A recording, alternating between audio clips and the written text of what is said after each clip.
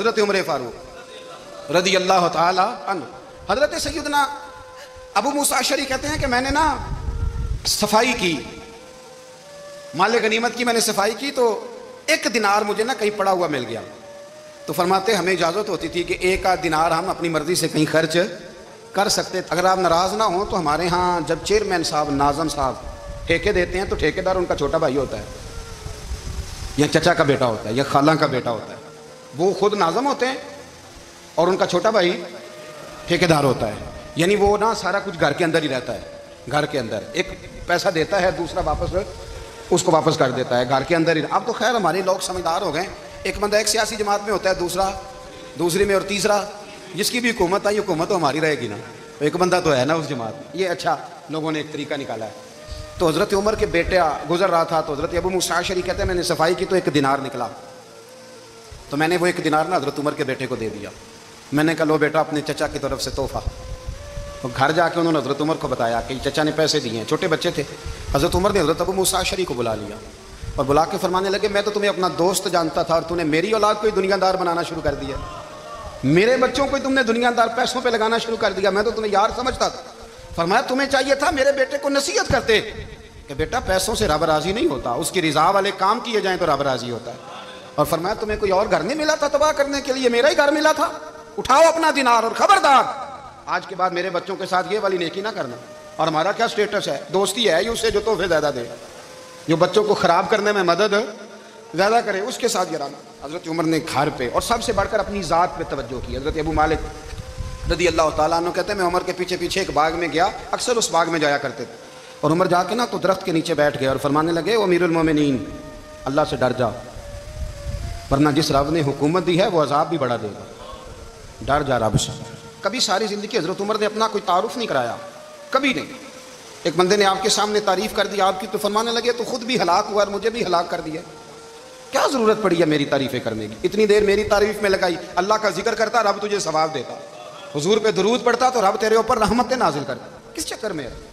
آج جتنا اچھی کوئی خوشامد کرے اتنی اچھی وزارت ملتی ہے، جتنی اچھی اس کو جو ہے وہ چاپلوسی کرنی آیا درجہ بھی اسے اتنا ہی اچھا ملتا ہے. حضرت عمر فاروق رضی اللہ تعالیٰ عنہ آپ کے بیٹے کہتے ہیں، صاحب فتوح الشام نے لکھا ہے، آپ کے صاحبزادے کہتے ہیں میں نکلا تو میرے ابا جی نا اپنی پشت پر مشکیزہ رکھ کے کنویں سے پانی بھر کے آ رہے. میں دوڑ کے آگے گیا، میں نے کہا ابا جی مجھے دے دے. فرمانے لگے بیٹا تیرا کیا خیال ہے؟ کوئی اور نہیں تھا مشکیزہ بھر کے لانے کے لیے؟ تیرا کیا خیال ہے؟ کہا ابا جی بڑے لوگ تھے پر آپ کیوں اٹھا رہے ہیں؟ فرمانے لگے نفس نا ذرا میرا بڑا ہو گیا تھا، اسے ذرا ذلیل کر رہا ہوں، ذرا اپنا محاسبہ کر رہا ہوں. یہ مجھے کہہ رہا تھا تو بڑی چیز ہے، تو میں نا ابھی مشکیزہ گھر رکھ کے آؤں گا، پھر تیری ماں نے مجھے کہا ہے کہ گھر میں لکڑیاں کوئی نہیں جلانے کے لیے، پھر میں جنگل سے لکڑیاں کاٹ کے لاؤں گا. اب میں امیر المومنین بن کے نا تو میرا نفس تھوڑا بڑا ہو گیا. اب یقین کریں ہمارا آزمہ خراب ہو جاتا ہے جب تک ہمارا تعارف صحیح نہ ہو، ہمارا تعارف ٹھیک نہ ہو. میں یہ ہوتا ہوں، میں وہ ہوتا ہوں. چھوڑ مٹی دیں تے مٹی رہنا ہی، مٹی دیں تے مٹی دیں تے مٹی رہنا ہی. ایویں کادی بلے بلے اج مٹی دے اتے بندیا تے کل مٹی دے تھلے.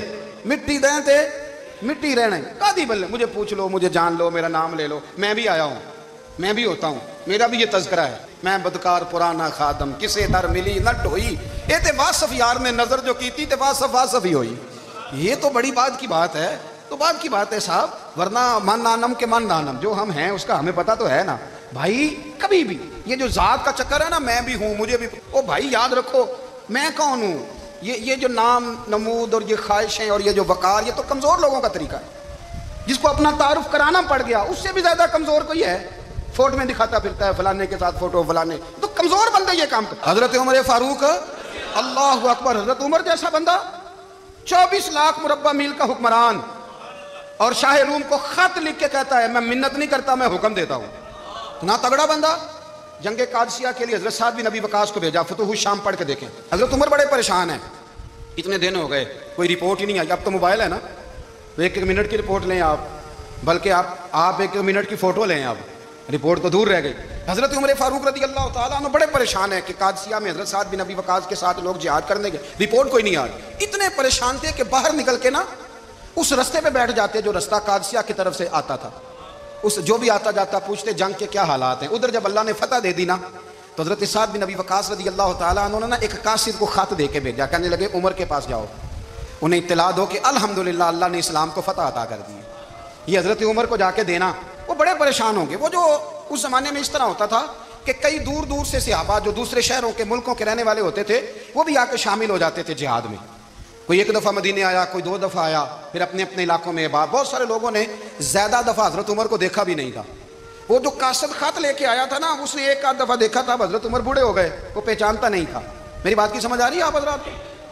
ادھر سے وہ خط لے کے آ گیا. حضرت عمر مدینے سے باہر نکل کے اس روڈ پہ بیٹھے تھے جو قادسیہ سے آتا تھا. جب اس آدمی کو آتے دیکھا تو حضرت عمر اٹھ کے کھڑے ہو گئے, فرمانے لگے قادسیہ سے آ رہے ہو؟ وہ کیا کہتا ہے؟ پھٹے پرانے کپڑے, ٹوٹے ہوئے جوتے, سر پہ پرانی پگڑی. کہنے لگے غلام مدینے کے رہنے والے ہو؟ حضرت عمر کہنے لگے ہاں مدینے کا ہوں. کہا میں قادسیہ سے آیا ہوں, الحمدللہ اللہ نے اسلام کو فتح دے دی ہے, الحمدللہ کفر کی کمر ٹوٹ گئی ہے. اس نے یہ بات کر کے تو گھوڑے کو ایڑی لگائی, گھوڑا دوڑنے لگا مدینے کے. حضرت عمر بھی ساتھ ساتھ دوڑ رہے. فرمانے لگے اچھا بتاؤ خالد بن ولید کا کیا حال ہے؟ تھوڑا آگے جا کے فرمانے لگے اسامہ بن زید کیسے ہے؟ وہ کہتے ہیں ٹھیک ہے. پھر اس نے اور گھوڑا, عمر ساتھ ساتھ دوڑ رہے ہیں, ساتھ ساتھ. 24 لاکھ مربع میل کا حکمران, ایک جوتا پیر سے نکل گیا, عمر دوڑ رہے ہیں. آگے جا کے پوچھتے ہیں سعد بن ابی وقاص کا کیا حال ہے؟ تو حضور وہ بھی ٹھیک ہے. کتنے لوگ میرے شہید ہو گئے مسلمانوں میں سے؟ کہنے لگا صحیح گنتی کا نہیں پتا. یہ لفظ ادا ہوتے ہوتے مدینے کی سرحد آ گئی. لوگوں نے عمر کو گھوڑے کے ساتھ دوڑتے دیکھا تو کہا امیر المومنین کیوں دوڑ رہے ہیں؟ وہ غلام چھلانگ لگا کے نیچے آیا, قدموں میں بیٹھ گیا. کہنے لگا حضور آپ نے بتایا ہی نہیں آپ امیر المومنین ہیں. آپ فرمانے لگے کیا بتاتا؟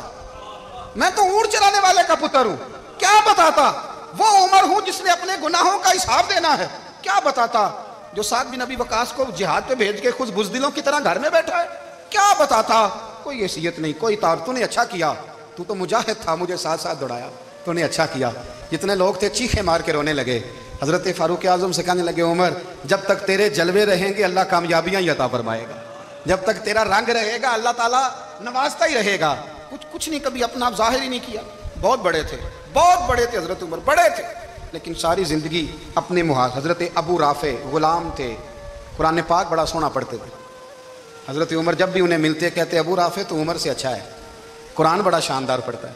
تو وہ کہتے حضور اگر میں قرآن صحیح پڑھتا ہوں تو آپ کو قرآن کی تشریح زیادہ صحیح آتی ہے, آپ بھی تو مجھ سے افضل ہیں. تو آپ فرماتے نہیں پھر بھی تو مجھ سے افضل ہے. کیوں؟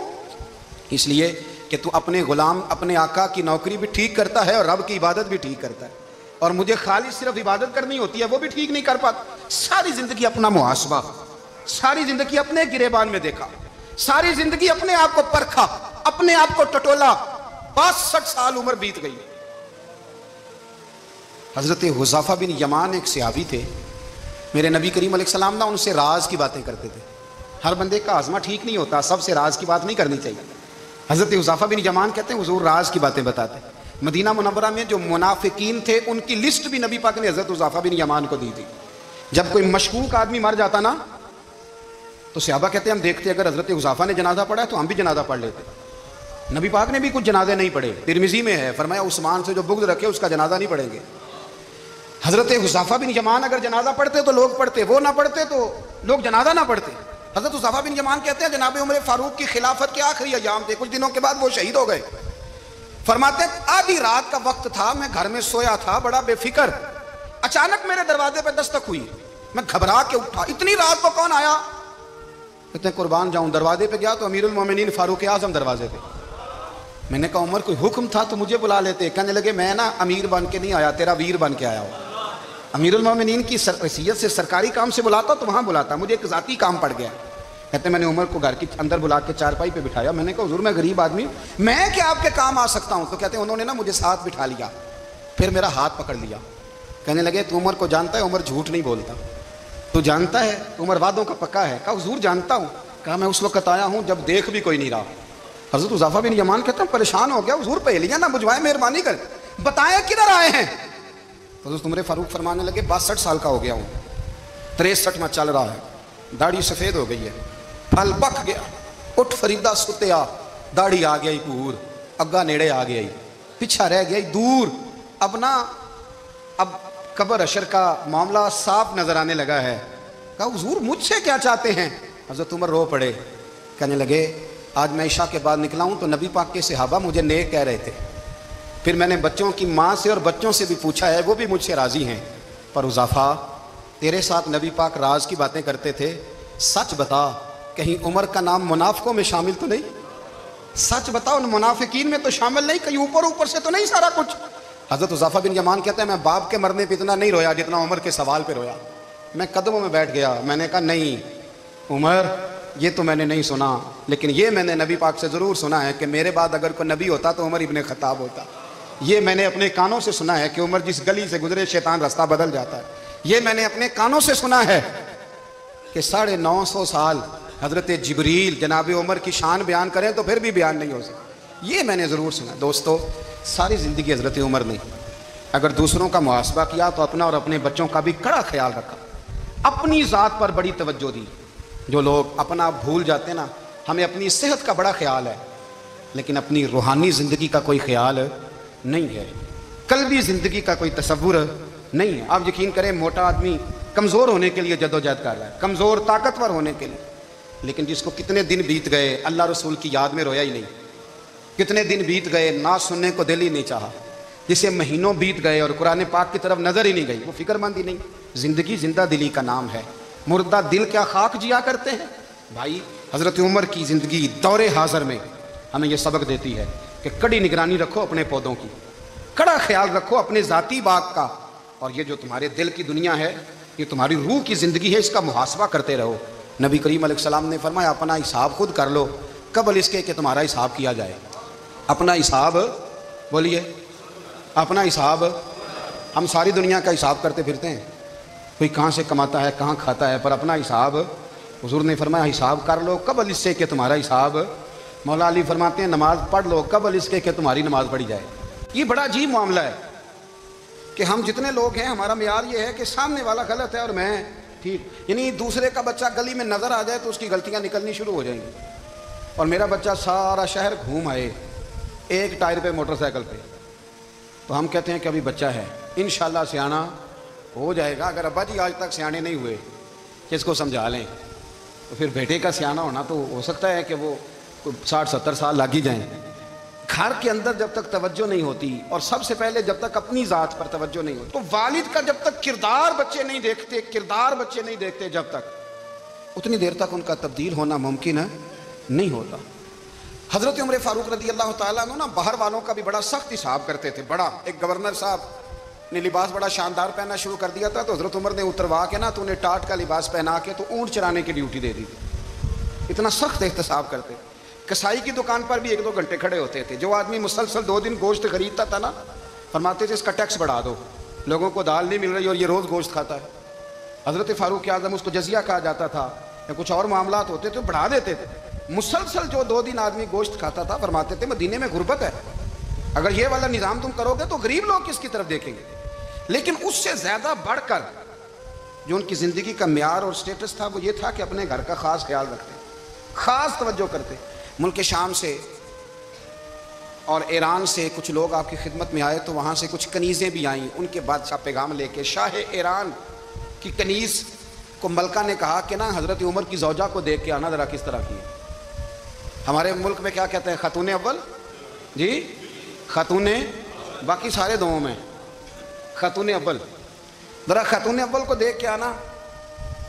تو وہ جب آئی نا گھر میں ملنے تو کہا کہ مجھے میری ملکہ نے کہا تھا کہ عمر کی زوجہ سے، اہلیہ سے ملاقات کر کے آنا۔ تو حضرت عمر کی اہلیہ نے نا ایک جوڑا کپڑوں کا دے دیا ملکہ کے لیے، اور ایک خوشبو کی شیشی دے دی۔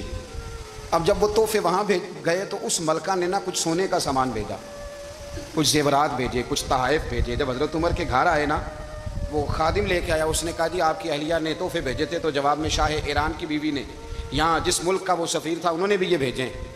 تو حضرت عمر فاروق نا وہ تحفے لے کے گھر گئے تو جا کے کہنے لگے اپنی اہلیہ سے، یہ تو کب سے تحفے تحائف بھیجنے لگ گئی ہے، یہ کب سے نظام شروع ہو گیا؟ تو کہ حضور تحفہ دینا لینا تو ٹھیک ہے، سنت ہے، محبت بڑھتی ہے، تو یہ کوئی قباحت نہیں، اور میں نے اپنی ذاتی استعمال کے لیے جو چیزیں رکھی تھی وہ میں نے دی ہیں۔ تو حضرت عمر فاروق رضی اللہ تعالیٰ عنہ فرمانے لگے ہم نے کسی ملک کے ساتھ اور اس کے بادشاہ کے ساتھ ذاتی تعلق نہیں بنانا، تعلق جو بھی بنے گا رسول اللہ کے دین کی برکت سے بنے گا، ذاتی رشتے نہیں ہم نے قائم کرنے، ذاتی۔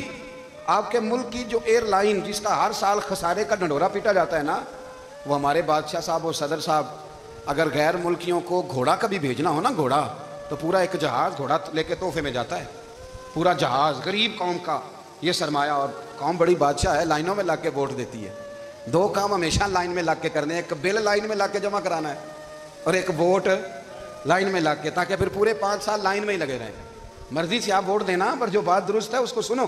حضرت عمر فاروق رضی اللہ تعالیٰ عنہ نے اپنی اہلیہ سے پوچھا کتنے کا تھا وہ تیرا جوڑا اور خوشبو کی شیشی؟ انہوں نے کہا 3 دینار کی. فرمایا یہ 3 دینار تیرے اور باقی جو تحفے آئے ہیں وہ تو خود کہہ، چونکہ اس نے تیرے نام بھیجے ہیں. تو کہہ کہ میں مال غنیمت میں دیتی ہوں، تو کہہ میں مسلمانوں کو کہہ. تو زوجہ ہنس پڑی، کہنے لگی میں نام بھی کہوں تو مجھے کہنا تو پڑے گا ہی، کہنا تو میں نے ہے ہی، جو کہ سامنے عمر فاروق ہیں، لہذا فرمایا کہہ دیتی ہوں میں نے دیا خزانے کو. حضرت عمر نے جمع کرا لیا. میں یہ کیا بات ہو، میرے گھر والے جو مرضی کریں، ان کا معیار زندگی جس طرح کا مرضی ہو. اور حضرت عمر ایک جملہ کہا کرتے تھے، اللہ کرے کہ یہ باتیں اس دور حاضر میں ہماری سمجھ میں آئیں. حضرت عمر فاروق رضی اللہ تعالیٰ عنہ اپنے بچوں کو فرمایا کرتے تھے کہ بہت آدمی کو بھوک لگی ہو نا، اور پھر اس کی پسند کا کھانا پکا ہو تو اتنے شوق سے وہ اس کھانے کو دیکھتا ہے نا، فرمایا اس طرح پوری قوم اپنے بادشاہوں کے خاندان کو دیکھتی ہے، اس تیزی کے ساتھ دیکھتے ہیں کہ ان کے گھر میں کیا ہو رہا ہے، ان کا معیار زندگی کیا ہے، ان کا سٹیٹس کیا ہے. سیدنا فاروق اعظم رضی اللہ تعالیٰ عنہ نے اپنے گھر کے اندر اپنے بچوں، آپ کے بچے دونوں کاروبار کے لیے مصر گئے تو وہاں کے گورنر صاحب نے لوگوں سے، ایک بہت بڑا قافلہ گیا مدینے سے مصر تجارت کے لیے، جاتے ہیں نا آج بھی قافلے کئی ملکوں میں، تو یہ گئے تجارت کے لیے. تو حضرت عبداللہ ابن عمر، حضرت عبید اللہ ابن عمر، حضرت عمر کے دونوں بیٹے گئے. جناب عمر فاروق کے بچے جب وہاں پہنچے تو مصر کے گورنر نے نا لوگوں کو تعارف کرایا کہ یہ عمر فاروق کے بیٹے ہیں، یہ حضرت یہ چودھری کے بیٹے کو کون بتاتا ہے کہ تو چودھری کا بیٹا ہے؟ باہر والے بتاتے ہیں، گھر والے جی. اور سیٹھ صاحب کے بیٹے کو کون بتاتا ہے کہ تو سیٹھ صاحب کا بیٹا ہے؟ اور مالک کو کون بتاتا ہے کہ تو مالک کا بیٹا ہے اور یہ کرایہ دار ہے؟ یہ کون بتاتا ہے؟ یہ سوچ ہم دیتے ہیں بچوں کو. چودھری اور کمی کی سوچ، امیر اور غریب کی سوچ، مالک اور کرایہ دار کی سوچ، گھر کے مالک کی اور کام کرنے والے کی سوچ، یہ ہم دیتے ہیں. یاد رکھنا یہ ہم دیتے ہیں، یہ ہمارا مزاج ہے، یہ باہر سے نہیں آتی. تو کوئی شہزادہ ہے، تو سیٹھ ہے، تو نواب ہے، یہ سوچ باہر سے نہیں آتی. یہ اماں سوچ دیتی ہے، اماں، یہ ابا سوچ دیتا ہے. اور پھر جب تباہی اترتی ہے تو اس کے ذمہ دار بھی باہر والے نہیں ہوتے، گھر والے ہوتے ہیں. گھر والے ہمارے بچوں کی طبیعتوں پر زیادہ نقش باہر والوں کا نہیں ہوتا، گھر والوں کا ہوتا ہے. یاد رکھیے گا. حضرت عمر فاروق رضی اللہ، بچے ہیں، شہزادے ہیں، وہ کاروبار کرنے گئے اور وہاں لوگوں نے بتایا گورنر صاحب نے کہ یہ فاروق اعظم کے بچے امیر المومنین کے. لوگوں نے ان سے زیادہ مال خریدا، تجارت میں زیادہ نفع ہوا. ظاہر ہے کہ وہ آپ کے جو اللہ خیر کرے حکمران ہیں، ان کے کاروبار کتنے ملکوں میں ہیں، کس بنیاد پر ہیں؟ وہ صرف اس بنیاد پر کہ وہ حکمران رہے، ان کے لیے آسان تھا بڑے لوگوں سے تعلقات بنانا.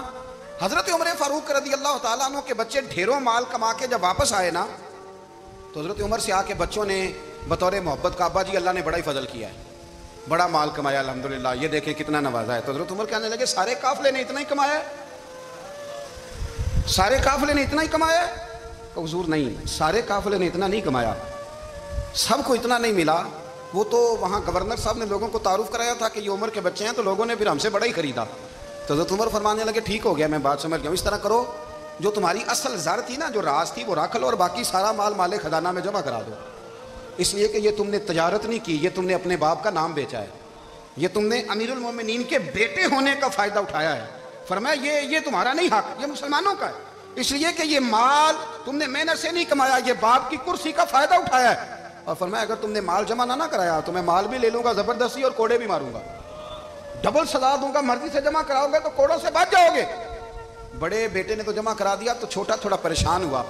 تو حضرت عبداللہ ابن عمر چھوٹے کا ماتھا چوم کے کہنے لگے بیٹے چپ کر کے جمع کرا، یہاں بھی فخر کر کے ہم عمر کے بیٹے ہیں اور قیامت میں بھی فخر کریں گے کہ ہم فاروق اعظم کے بیٹے ہیں.